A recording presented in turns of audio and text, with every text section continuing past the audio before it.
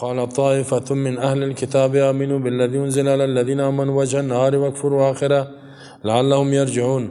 میگوید یک جماعت اهل کتاب آمینو ایمان بیارین بالذی انزل با او کتابی که نازل کرده شده علی الذین آمنوا با بالای مؤمنین با او کتاب او چی از قرآن به ایمان بیارین وجه النهار داول روز وکفروا آخره و کافر شوین داخل روز.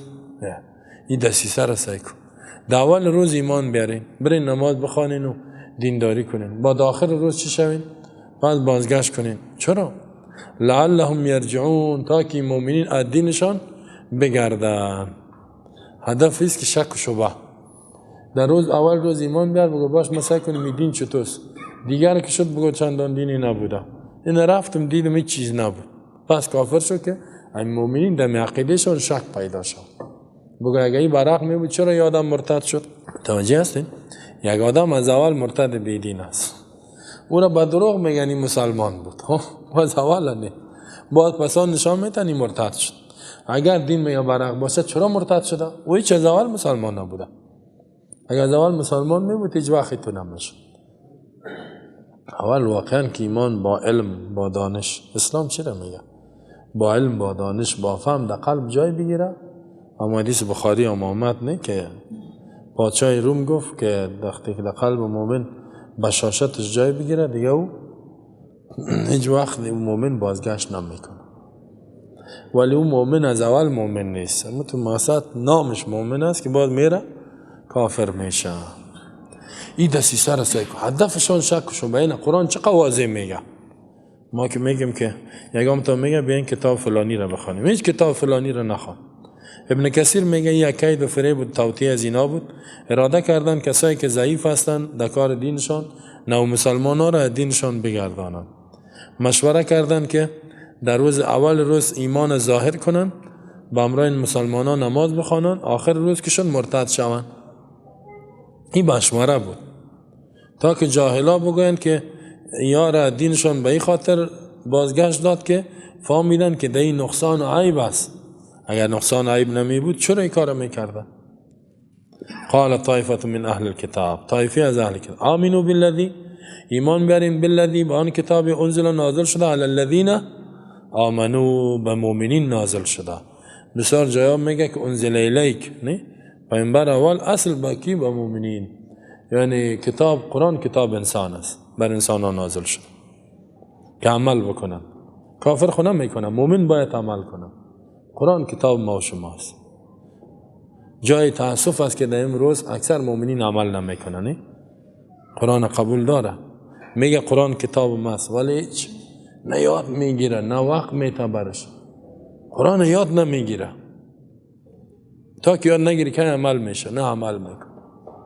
چه قی ظلم است نه؟ حالا کافر خو عمل نمیکنه. ما و شما خو مؤمنی باشیم باید عمل کنیم. چرا ما و شما ایتو میکنیم؟ نکنین خو بین خود جور کنیم.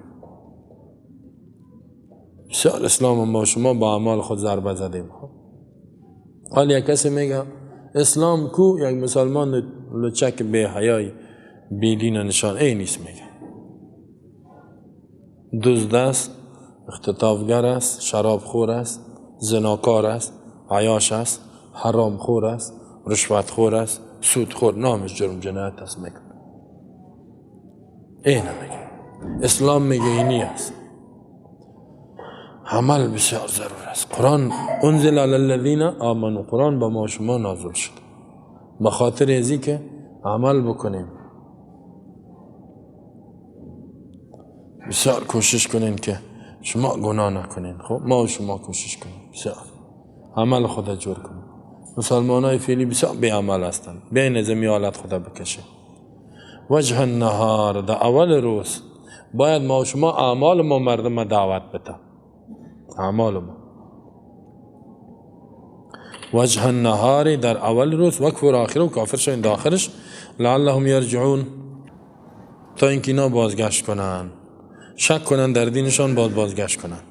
ولا تؤمنوا الا لمن تبع دینکم قل ان الهدى هدى الله ان يؤتى احد مثل ما اوتيتم او يحاجوكم عند ربكم قل ان الفضل بيد الله يؤتيه من يشاء والله واسع علیم. یختص برحمته من یشاء والله ذو الفضل العظیم ولا تؤمنوا ایمان نبیارین الا لمن تبع دینکم مگر از برای کسایی که تابعداری دین شما را میکند. قل ان الهدى هدى الله بگوی پیامبر هدایت کامل هدایت که دین اسلام است. هدى الله فقط هدایت الله است که اسلام است، قرآن است. ایؤتا احد مثل آیا داده می شود یکی را یا کسی را مثل ما اوتیتم مثل آنچه که به شما داده شده.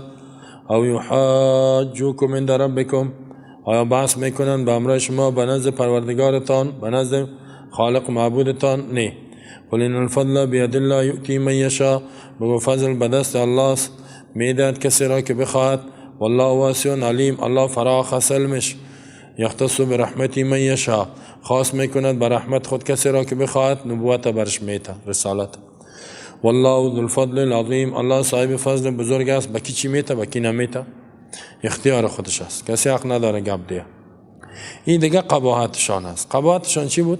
کلانایشان خوردار میگفت هیچ کسی را قبول نکنید مگر کسی که تابعداری دین شما را میکنه. هر کسی یهود میگفت یهودی را علمای یهود اطاعت کنید نه دیگه کسا. نصرانی میگفت علمای خدا اطاعت کنید نه دیگه کسا. این تعصبات بود. خب یعنی چه معنا؟ علمای اسلام رسول الله صحابه را اطاعت نکنید. این مرض دونا بود. متاسفانه این مرضا در این امت وجود داره. حالا مسلمان ها زدن امی دین به مذاهب تقسیم کردن. نه چند مذهب. او میگه غیر مذهب خود علمای خود دیگر نشنو. اوش میگه غیر از علمای خود مذهب خود دیگر نشنوید. یک گپ است. اصل در اسلام است که واتبع سبیل من اناب الی تابعداری کو راه هر کسی که دو انابت اخلاص رجوع به حق است. هر کسی به حق استوار است او را تابعداری. امیال من نمیگم که غیر از علمای ما هر عالمی که حق میگه قرآن بیان میکنه سنت احادیث حق گوی است حق بیان میکنه او را بشنوید. نمیگم که تنها مالا این غلط است. دیگه عالمی که قرآن سنت میفهمه حق میفهمه بیان میکنه نمیترسه درباری نباشه حرامخور نباشه کاملم نباشه عالم باشه بشنوید. دلش افغانی است دلش پاکستانی است دلش عرب است دلش ترک است دلش هر کی است ایرانی است. بسیار علمای برحق در ایران آمد دمی بندر عباس هم اینجا میگن نه؟ چندین ولایتش علمای حق دارن. هر کسی حق باشه حق بگوید. این چی میگفتن؟ هر کسی که تابعداری دینشان او خود دین نیست نامش دین است. شرکیات دوست میگه غیر ازی یا مرض یهود است. این دیگه قباحتشان. تابعداری ولا تؤمنوا ایمان نبیارین باور نکنین این تتمه کلام یهود است. الله الا لمن ایجا الله عقیدهشان نقل میکنه. ولا تؤمنوا کی میگه؟ علمای کلامشان. کی ده میگه؟ خردایشان مقلدین خدا را. ایمان نبیارین ولا تؤمنوا ایمان نبیارین تصدیق نکنین الا لمن دیگه رازایتان آشکارا نکنین مطمئن نشین برای هیچ کسی الا مگر لمن برای کسای تبع دینکم که تابع می شود دین شما را. یعنی کسی که در دین شما است علمای خودتان امورا دیگاره نه.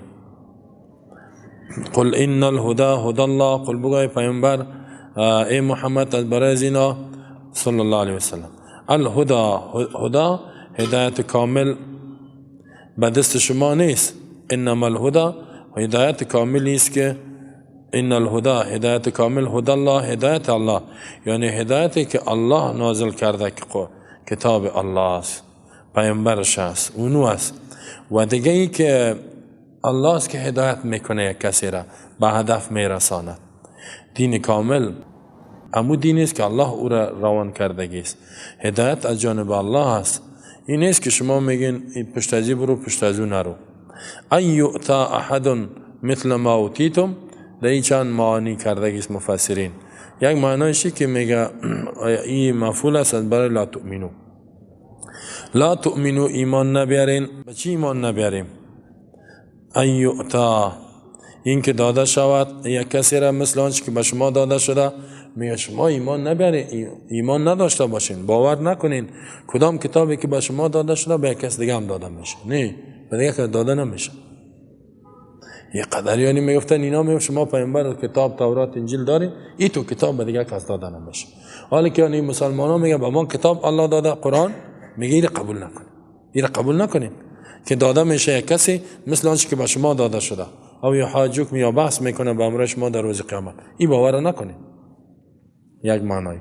دو معنی آسانی که ایوتا ایرا مفسرین صحابه میگه یا قرائت ابن کثیر قاری است، دیگه حمید ابن المحیسین یا قرا هستن، میگه همزه اینجا محذوف است، یک همزه است. دیگه قرائت ایوتا این با جمله مستقل میشه. آیا داده میشود و همزه استفهام انکاری است.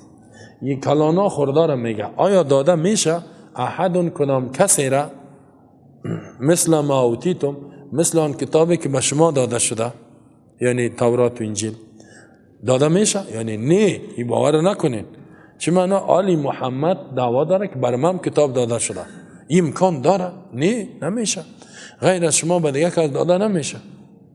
او یحاجوکم عند ربکم، آیا اینا بحث کرده میتونن که در روز قیامت امکانش هست که اینا بحث کنن در حضور رب و خالقتان؟ نه، یعنی اینا بحث کردن نمیتونن در اونجا. شما بر حق هستین، دلایل شما حق است، می دین خدا محکم بگیرین. ای تو گمراه میکنن. یعنی اونا را به باور کرد که غیر از کتابی که الله به شما داده، شما نبی زاده هستین، به دیگه کس نمیتا. دروغ است، کتاب قرآن نیست. این قرآن کلام الله نیست، این نبی الله نیست. این دعواست. نبوت در خاندان شما بود، کتاب اسمانی در خاندان شما آمد، بنی اسرائیل، نه یهودیا یا اولاد یعقوب. بعد یک کس داده نمیشه. این را باور نکنین. نه تو همین تو مرضا در یه امت هم هست. حال ما مثالایش دیگه نمیگیم، بسیار مثالا داره. آیا داده میشه یک کسی مثل آنچه که به شما داده شده؟ بحث میکنن که شما در روز قیامت؟ نه، همزه استفهام انکاری است. یعنی دو معنای آسانه، یعنی یاد یک ذره مشکله. 5 معنا کردگی است، دو تا آسان شبرتان گفتم. یک معنا همی بود که ولا تؤمنوا الا لمن تبع دینکم قل ان الهدى هدى الله، جمله معترضه است. ولا تؤمنوا ایمان نبیارین مگر کسایی که تابعدار دین تان است. دیگه ولا تؤمنوا ایمان نبیارین که داده شاید یک کسی را، یعنی محمد یا دیگه کس، مثل ما اوتیتم، مثل کتابی که به شما داده شده. دیگه ایمان تصدیق نکنین که اینا در روز قیامت به امر شما بحث کنن. این دیگه باور نکنین. شما بر حق هستین. شما ابن الله با چی میگفتن؟ ما اولاد انبیا، شما سیدا هستین، شما اولاد نبی هستین، شما احباب الله هستین، شما فرزندای الله هستین، شما به خدا بسیار نزدیک هستین. شما که فرزند خدا هستین، محبوب الله هستین، با شما آخری کتاب نبیا بکنم تو دیگه بیا، مشکل باشه. این چی بود؟ شک و شبه ایجاد میکرد. مردم دین الله مانی شدن. حال فهمیدین انشاءالله. یعنی ای آیت یک کمی سخت است. لا تصدقوا الا وانظروا فی من ادعى النبوة. میگه ببینید کسی که دعوای نبوت کرده، اگر متبع دین شماست تصدیقش کنین، اگر نیست نکنین. اعتراف نکنین به هیچ کسی به نبوت مگر که در دین تان باشد. ترس از اینکه داده شود یک کسی را مثل آنچه که به شما داده شده. اقرار کردین به نبوت محمد، مداخل نشدین در دینش، باز حجت از برای از اونا میشه در روز قیامت. چی میگه؟ اگر شما دین محمد قبول کردین، با در روز قیامت که تان بحث میکنن، با چی میکنین؟ این جاهلا قبلا ما شما در سورت بقره خواندیم. یا فکر میکرد که هر گپ در دنیا باشه همینطور است. الله میگه در دنیا چیزی را پنهان میکنی، گپ جداست، اونجا کل چیز آشکارا میشه. اینا میگفتن اگر ما در دنیا دین رسول را قبول کردیم، در روز قیامت هم سر ما حجت میشه، اگر نکردیم نمیشه. این طور نیست. قبول نکنی هم الله جزایت میده. قل ان الفضل بيد الله يؤتي من يشاء. بگو فضل به دست الله است. فضل در اینجا چی است؟ فضل امر نبوت، کار نبوت. این به اختیار شما نیست. بید الله به دست الله است. کل فضل به دست الله. یؤتی من یشاء، میدهد کسی را که بخواد. یعنی آل الله نبوت از شما گرفتن، نبوت به خاتم النبیین داده.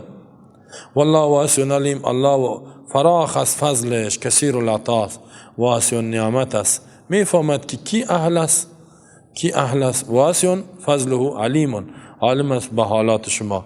الله میفهمد کی مستحق نبوت است، کی مستحق پادشاهی است، کی مستحق قدرت است، نعمت است. برش میته یختص برحمتی من یشاء، خاص میکند الله به نبوت خود کسی را که بخواهد. والله ذو الفضل العظیم، الله صاحب فضل بزرگ است که هیچ کسی منع کرده نمیتونه. ما براتون قبلا هم گفتم که اکثر انبیا در خاندان از اینا تیر شد. الله که نبوت از اینا گرفت هیچ باور نمیکرد. کلانا خو میفهمید ولی میگم شما نبی زاده هستین، شما سید هستین، شما خواجه و آقا صاحب هستین، اگه این نبوت هم میداد خب بر شما میداد، بر شما که نداده دروغ است دیگه، ش قبول نکنید. الله نمیته بغیر از شما به دیگه کسی چیزی را نمیته. یکم دفعه یکم گروه هست پیر و مرید اینا، یک کسی که غیر از خودشان پیرخانه نباشه عالم باشه و چی میگن فلانی رو بگن خوب عالم هستی تو نه میگه پیرخانه میگه ما به الله نزدیک. علم کلانه که الله با ما نته با ما نته به کی میته؟ از ما هم کدام فهمیده است؟ میگه بزار فهمیده. نه الله این نعمت خودم به دیگه کس نمیته میگه، زیرا ما با الله ما خاندان نزدیک هستیم، به ما که نته به دیگه نمیته. یکم تو دیگه هم میتور است میگفتن فلانی را میفهمه او را میفهمه، میگفتن خب امی طریقه شما را قبول داره یا نه؟ نه برو هیچ قبولش ندارم. الله غیرت به ما به دیگه کس نمیده. و من اهل الكتاب من ان تأمنه بقنطار يؤديه اليك ومنهم من ان تأمنه بدينار لا يؤديه اليك الا ما دمت عليه قائما ذلك بانهم قالوا ليس علينا في الاميين سبيل ويقولون على الله الكذب وهم يعلمون. بعض از اهل کتاب کسایی هستند، من کسایی هستند ان تأمنه اگر او را امانت دار بگردانی، یک چیز برش بتی، بقنطار به یک خزانه کلان پیسه زیاد 1 لک روپیه بتی، یودی الیک مادام میکنه او را پس به تو میته. و منهم و بعض از من کسایی است ان تأمنه اگر اعتماد بکنی سرش بدینار به 1 دینار برش بتی، لا یودی الیک نمیته او را به تو الا ما دمت علیه قائما مگری که همیشه با بالای از استاد باشی، تا همیشه شله باشی.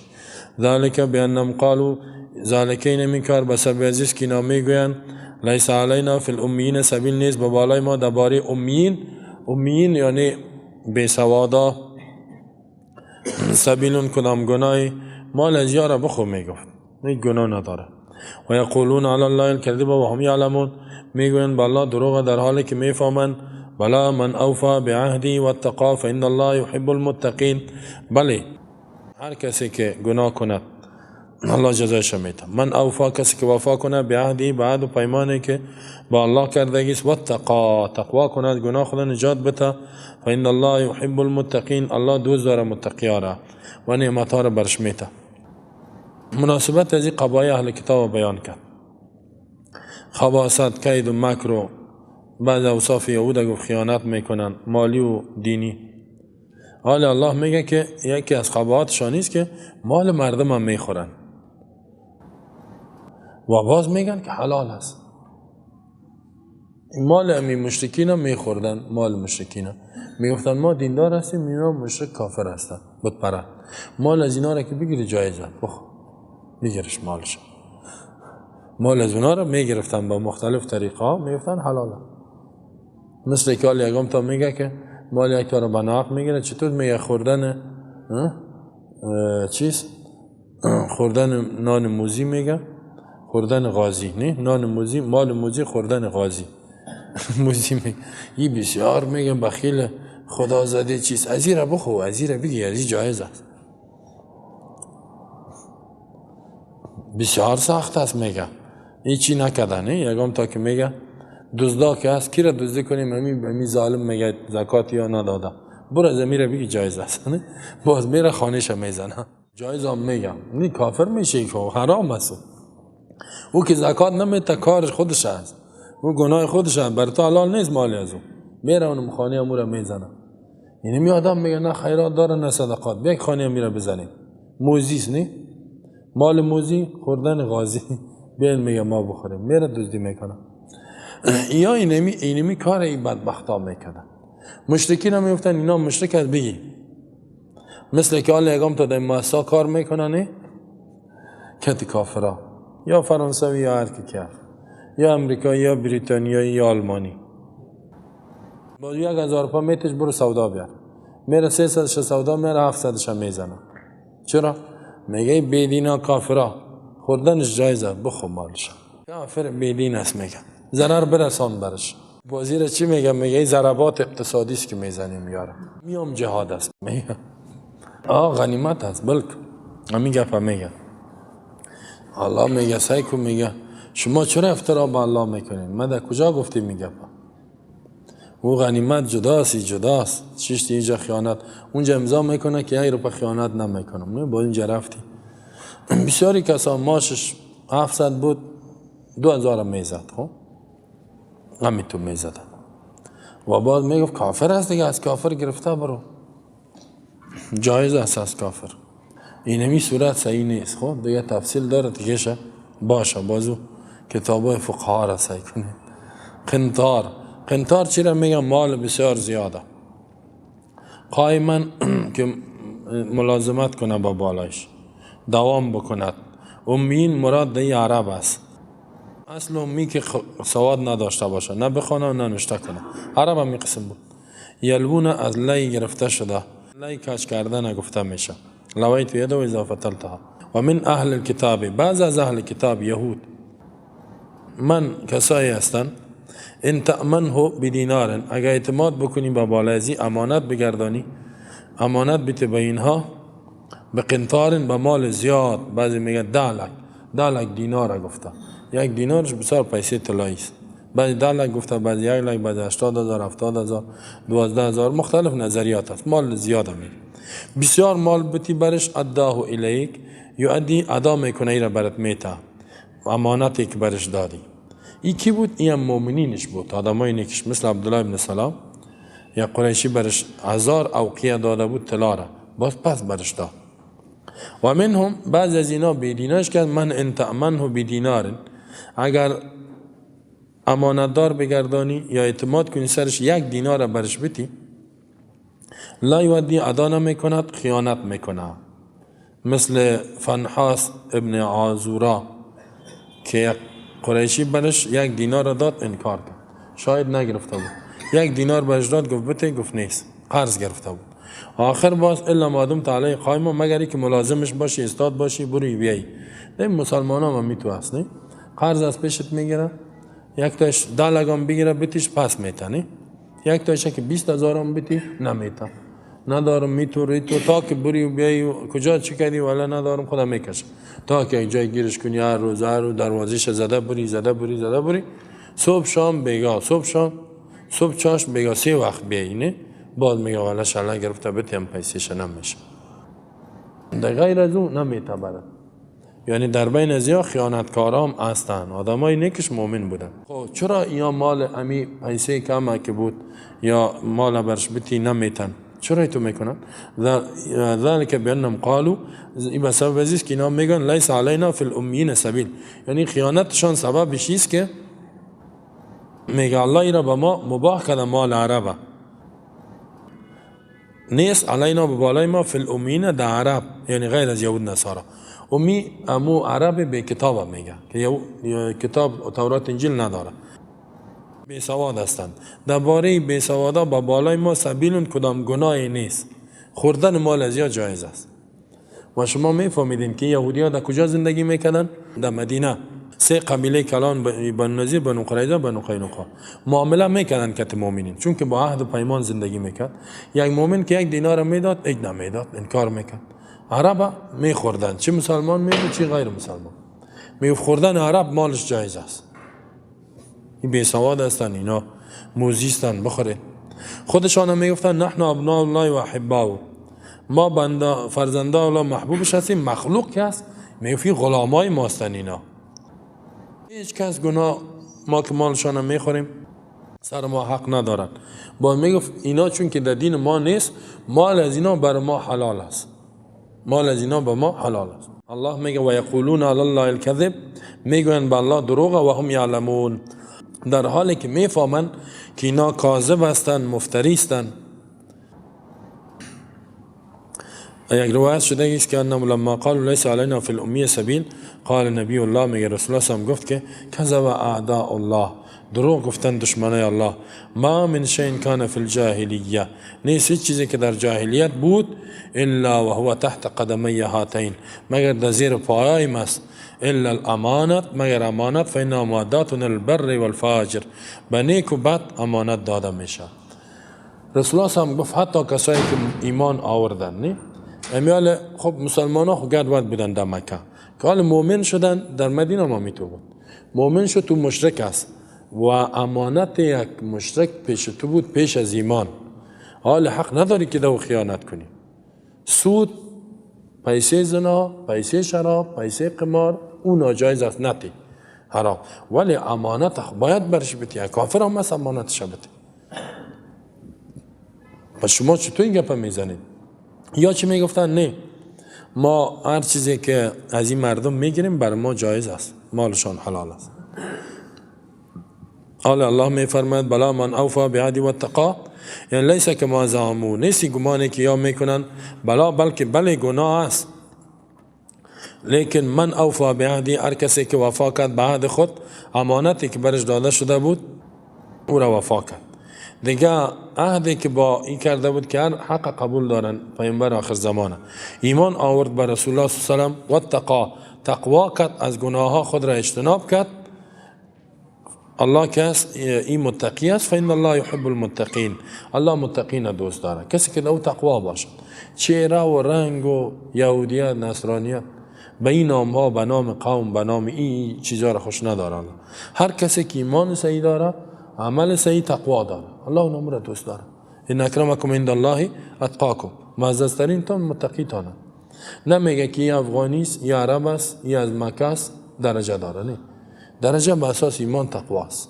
هر کسی که خوب عمل میکنه به اسلام، خدا کنه امریکایی باشد، چشمایش سبز باشد، رنگ زرد باشه، مویای زرد باشه، او پیش الله درجه داره.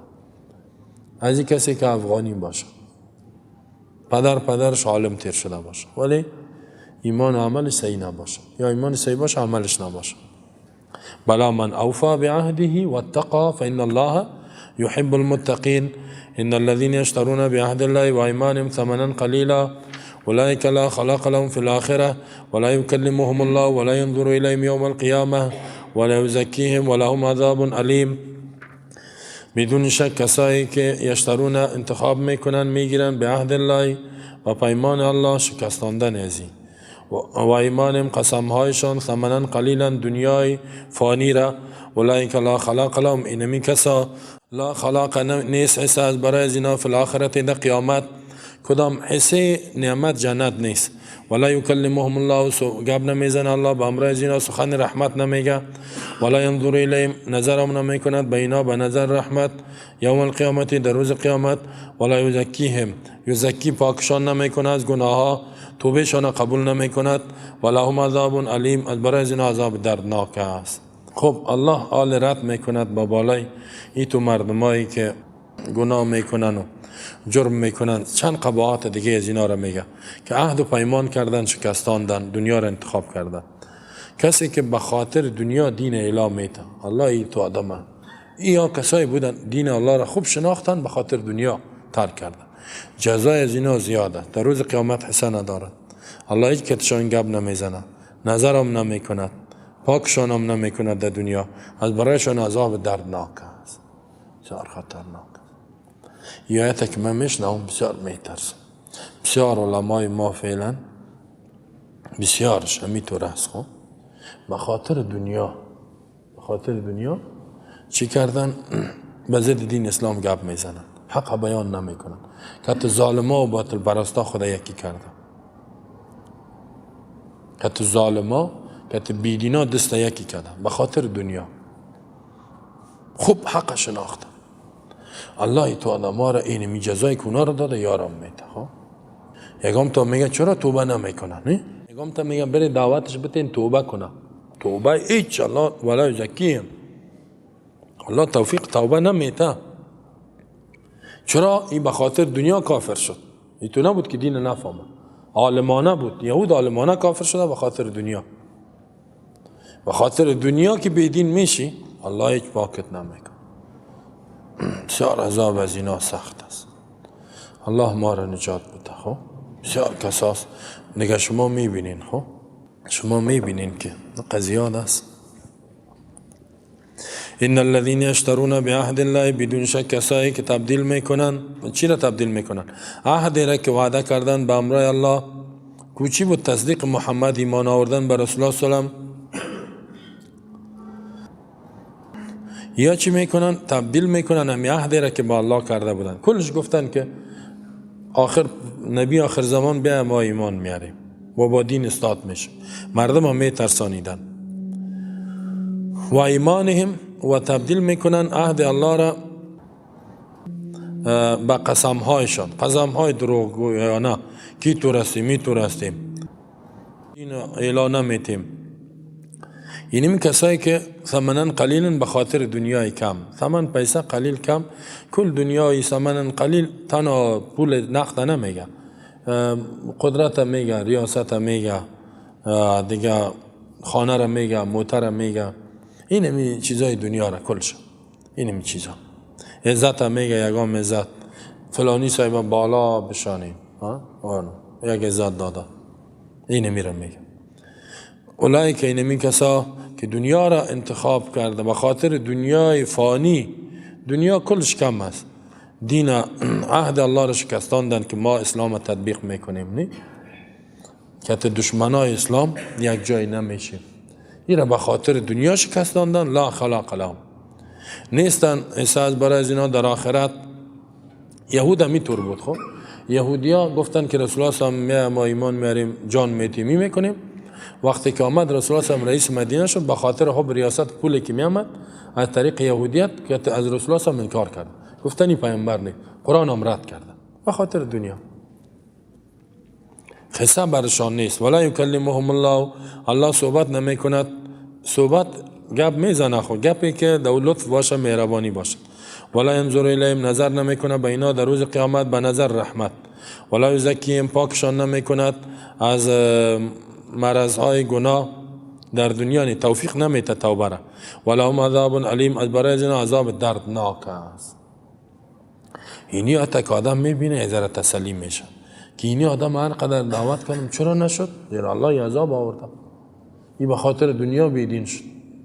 الله به می خاطر هیچ دیگه قابل هدایت نیست. حتی که دعوتش بیتی بگوی ما آمدیم تو را دعوت میتم و اذا قیل له اتق الله اخذته العزة بالاثم، اما غیرت گناه میگیرش میاد. تو مرا یاد میتی، تو میفهمی از ما کده، ای تو میگه برو. 30 سال ما بخاری را درس دادیم، 40 سال تفسیر را درس دادیم، تو از ما کده میفهمی،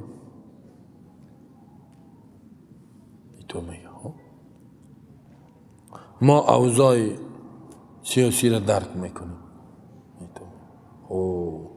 گپ میبره در سیاست. گپ چی هست خواهی؟ صاحب امی اعمال شما خب بسیار خراب بود، این سیاست هم میفهم یا نه؟ میگه نه نمیفهم. برو دیگه که نمیفهم. این گپ سیاسی است، گپا سیاسی است، کارا سیاسی است، ملای بی سیاست. برو. خب ما بی سیاست، عجیب سیاست اینطور میگه. خب ما گپ زدیم، خب که بعضش گپ زدیم، بسیار نرم گپ زدیم. من را گفت سیاست نمیفهم. خب خیلی بیا گفتم یکم بحث میکنم، نه دیگه ما وقت ندارم، هیچ نمیشینم. خیلی میگم دقیقه قار نشو، مقصد جنگ نکو، فرمان نته که را بکشین بیشه دقیقه گپ میزنیم. نه برو گپ نزن. میگم خود دیگه اینه میگه من میرم ولی پشیمان نشی دیگه، دلت دیگه خودت میفهمی. و این منهم لفریقا یلون السنتهم بالکتاب لتحسبوا من الكتاب وما هو من الكتاب ويقولون هو من عند الله وما هو من عند الله ويقولون على الله الكذب وهم يعلمون. بدون شک بعض از اینا لفریقا یک جماعت است، یلون السنتهم دور میتن زبانای خودان را تاو میتن، بالکتاب به کتاب، لتحسبوا من الکتاب تاکه گمان کنی که از کتاب الله است، و ما هو من الکتاب در حال کتاب الله نیست، نظر خودش است. و یقولون هو من عند الله، میگن از جانب الله است، و ما هو من عند الله، در حالی که از جانب الله نیست، گپای خدا نه. و یقولون علی الله الکذب و هم یعلمون، میگن بالله دروغ، در حالی که میفهمن. ای تو گپ میزنن، یک عربی را میخوانه فکر میکنی آیت قرآن خوان، خب نظر خودم میگه، یا ای تو آیت قرآن یک معنا میکنه تحریفش میکنه اون معنایی که داره. چی بگیم که مثالایشه گفتن هم میتونم براتون. بسیار در منطقه ما شما میتون ملا بسیار زیاد سابق گفتم براتون. مثلا و امرم شورا را امرم شوروی بینهم، نه کار از است که شوروی در بینشان میباشه. امرهم شورا بینهم، سورت شورا.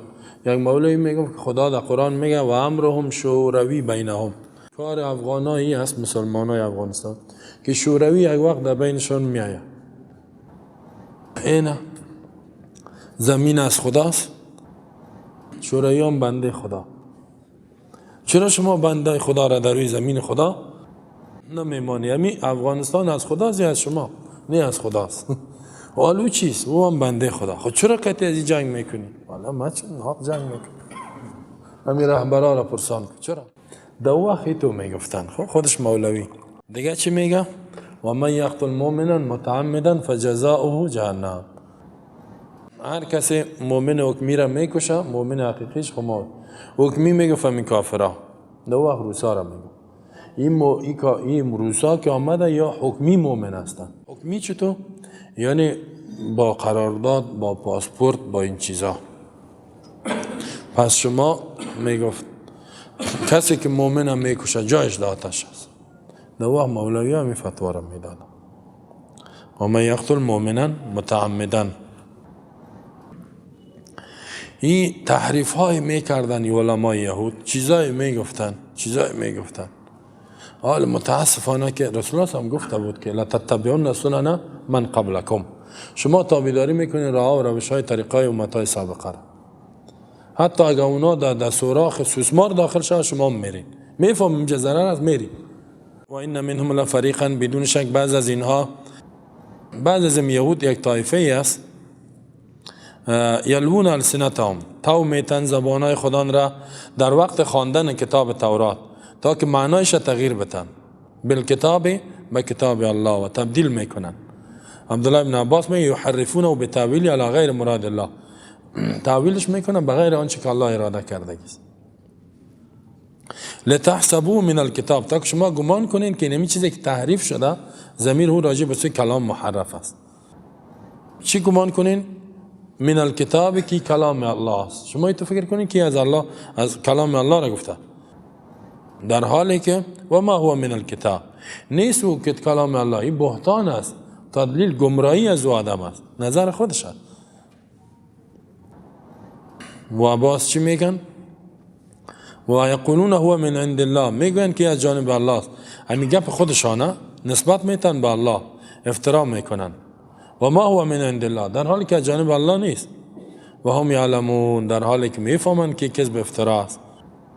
رد میکنه الله به بالای از اینا. کی تو بدبخت مردم نظریات خودشانه به الله و رسول نسبت میتن، نظر از خودشان، ولی دو نظرش حدیث میخوانه، آیت میخوانه تا که زیبا بسازش. ای تو علما بسیار زیاد است. خب ما كان لبشر ان يؤتيه الله الكتاب والحكم والنبوة ثم يقول للناس كونوا عبادا لي من دون الله ولكن كونوا ربانيين بما كنتم تعلمون الكتاب وبما كنتم تدرسون. نیز جایز است برای انسانی که الله برای کتاب بده والحکم، و دیگه ای که حکم یعنی حکمت برش بده، علم کتاب، فهم کتاب، و نبوت برش بده. ثم یقول للناس، باز بگوید برای انسان ها کونوا عبادا لی، شوین بندهای ما، من دون الله بغیر از الله، ولکن کونوا ربانیین، لیکن اینا میگن شوین ربانی و الله پرست. بما کنتم تعلمون الکتاب، بسبب از کتاب الله را یاد میگیرین، و بما کنتم تدرسون، و بسبب از که درس میتین کتاب الله را. ولا یأمرکم ان تتخذوا الملائکه والنبیین اربابا، امر نمیکنه شما را امی انبیاء و الله ان تتخذوا الملائکه، که بگیرین ملائکه را، و النبیین انبیاء و پیامبرای الله را، اربابا خدا و معبودا، آیا امرکم بالکفر بعد از انتم مسلمون، آیا امر میکنه شما را الله با کفر بعد از اینکه ما مسلمان تابعدار شدین؟ بسیار یک رد شدید است به والای یهود و نصارا. اینا میگفتند که ما را عیسی علیه السلام گفته که ما فرزند الله ما را عبادت کنیم. عیسی علیه السلام.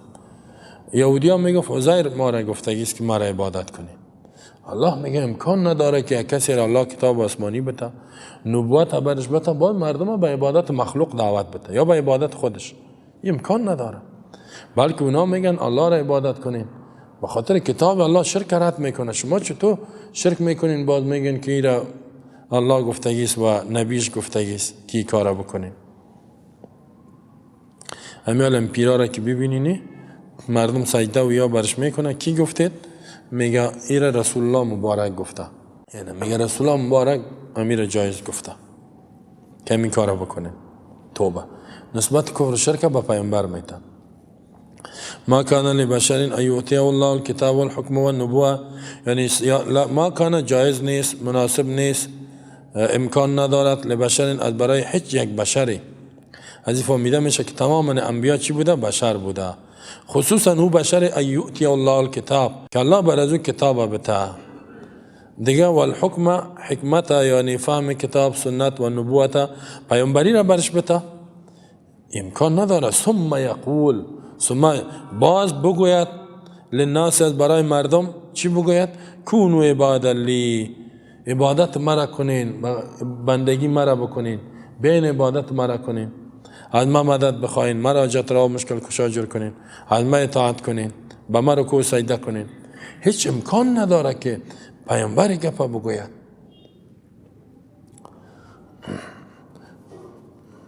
ولکن کونو، لیکن این انبیا چی میگوین؟